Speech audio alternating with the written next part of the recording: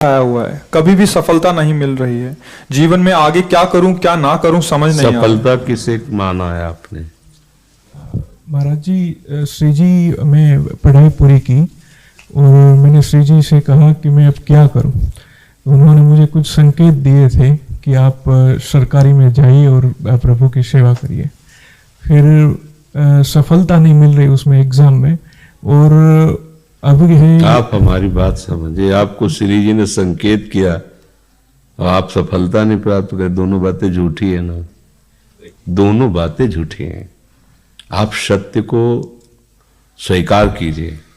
श्री जी के संकेत को आप जानने लगे।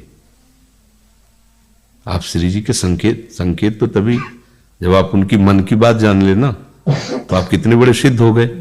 और फिर सफलता किसकी चाहते हो? प्रकृति जन्य की। आप श्री जी के संकेत को जान जाओगे तो श्री जी के प्रेम की सफलता चाहोगे, लोकवत नहीं। और ये लोक की सफलता, सुनो पहले, प्रारब्ध के अधीन है। इसकी सफलता के लिए श्री जी से प्रार्थना मत करो। हमारी बात समझना। विद्यारण्य जी एक बहुत बड़े महापुरुष हुए हैं। उन्होंने अपने माता पिता को सुखी करने के लिए, धन प्राप्ति के लिए गायत्री अनुष्ठान किया। ब्राह्मण कुल में जन्म हुआ था। एक पुरस्चरण 24 लाख गायत्रिक होता है। उन्होंने एक पुरस्चरण किया, 2 पुरस्चरण किया, एक बार भी कोई धन की प्राप्ति नहीं हुई। आखिरी में उन्होंने संन्यास लिया। जो संन्यास लिया, माता गायत्री प्रकट हो गई। उनका अब इंद्रासन भी मांगो तो आपका, तो बोले अब क्या जरूरत है, अब तो वैरागी हो गया, विरक्त हो गया। माता पिता भी पधार गए, उनकी सेवा के लिए अर्थ चाहना। 23 पुरस्चरण किए, तो आप तब नहीं आई। तो उनका तुम्हारे अनंत जन्मों में ऐसे 24 महापाप थे जिनके कारण मैं नहीं आ पा रही थी। अब वो 23 पुराण से चरण से नष्ट हुए, पुरस्चरण से, और 24वां तुमने संन्यास लिया। तो अब आप जो चाहो पर, बोले अब चाहिए ही नहीं, क्योंकि अब सन्यासी हो गए, अब तो ब्रह्म प्राप्ति के लिए। तो इससे आभास होता है कि अगर हमारा बुरा प्रारब्ध है तो हमको भोगना पड़ेगा। हम कितना भी प्रयास करें वो हमें, तो हम क्या करें इसमें जिससे हमें परम शांति हो? प्रभु के नाम का जप करते हुए उन पर दृष्टि लगाएं कि प्रारब्ध से हमारा भरण पोषण शरीर का भले, ये हमारा भरण पोषण आपसे होगा नाथ। तो वो एक ऐसे जो आपके प्रारब्ध को भी मिटा देंगे। वो ऐसे शरणागत वत्सल हैं कि सब लिखा पढ़ी अलग कर देंगे। सुदामा जी को दरिद्रता का योग था। ऐसी दरिद्रता, कई कई दिन तक भिक्षा नहीं मिलती थी। ये जितने भी चरित्र हमारे लिए उदाहरण है। मांगने जाते थे तो मांगने से भी नहीं मिलता था, कई कई दिन।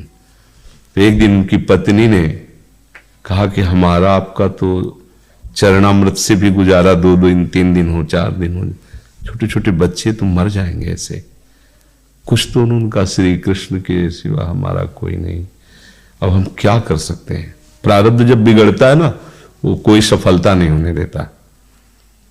तो एक दिन श्री रुक्मिणी जी प्रसाद ठाकुर जी को भोग पा रही थी, प्रभु ऐसे रोक दिया, उदास हो गए। तो उनका, प्रभु ऐसी स्थिति हमने जब जब आपकी देखी, तो किसी भक्त को जब कष्ट होता है तब आपको ऐसे देखा है। कौन सा भक्त है और क्या कष्ट है? तो का एक सुदामा नाम के हमारे मित्र हैं, कई दिन से भोजन भी उनको, प्रभु आपके मित्र और मैं आपकी दासी, महालक्ष्मी का अवतार रुक्मिणी, आप हुक्म कीजिए, लोक लोक की संपत्ति वहां। बोले उसको चाह नहीं है, हमारे मित्र को चाह नहीं है, और चाह ना होने पर हम विवश हैं। अगर वो चाह कर ले तो सारी व्यवस्था हो जाए। बोले पैदा करो जाके चाह। बोले उनके हृदय में तो नहीं पैदा कर सकते, हम भी, क्योंकि जिस हृदय में भगवान का आश्रय और निरंतर चिंतन है, वहां माया की चाह नहीं होती। बोले उनकी पत्नी के हृदय में, बोले प्रयास करते हैं जाके। भगवान संत वेश में गए, भिक्षाम दे, निकली। अतिथि का सत्कार करना गृहस्थ का धर्म होता है। हाथ जोड़ा और कहा हम असमर्थ हैं, आपको भिक्षा नहीं दे सकते। क्यों? बोले हम अपवित्र हैं, हमारे ऊपर सूतक लगा हुआ है। किस बात का सूतक? हमने एक पुत्र जन्मा है, तो ठीक है, हम 10-12 दिन बाद आ जाएंगे। बोले नहीं, आजीवन अपवित्र रहेंगे। तो ऐसा कौन सा? बोले दरिद्रता रूपी। विद्वान की पत्नी है तो ऐसे उनका दरिद्रता रूपी पुत्र का जन्म, अर्थात सीधे कि मैं नहीं दे सकती या देने योग्य नहीं, ऐसा न कहीं कहा, मैं अपवित्र हूं। तो उनका दरिद्र कैसे हो सकती हो? जिनके पति के मित्र द्वारिकाधीश भगवान श्री कृष्ण है, वो दरिद्र कैसे हो सकता है? एक बार कहो ना अपने पति से। चले गए।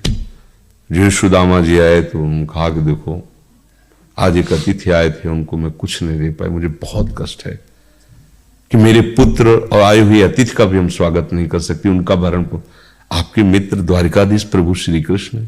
सुदामा जी ने कहा, बोले चले जाओ ना, वो कुछ न कुछ सहयोग कर